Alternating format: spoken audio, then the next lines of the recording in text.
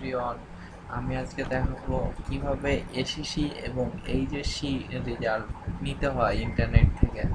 তো সর্বপ্রথম আমাদের ভিজিট করতে হবে এডুকেশান www.educationboardresult.gov.bd এই সাইটে ভিজিট করলে আমাদের এরকম পেজ আসবে। এখানে আমরা যে যে রেজাল্টটা নেব সব দেওয়া আছে।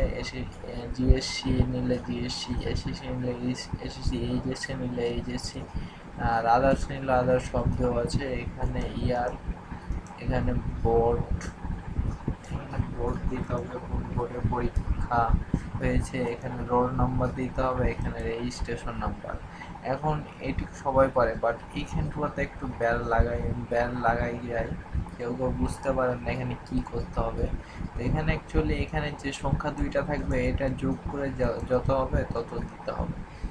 সেটা দিয়ে সাবমিট করলে আমাদের রেজাল্ট চলে আসবে। তো ঠিক আছে, এভাবে রেজাল্ট দেখতে হয়, এভাবে দেখবেন এবং নিজের রেজাল্ট নিতে পারবেন। তো থ্যাংক ইউ সবাইকে।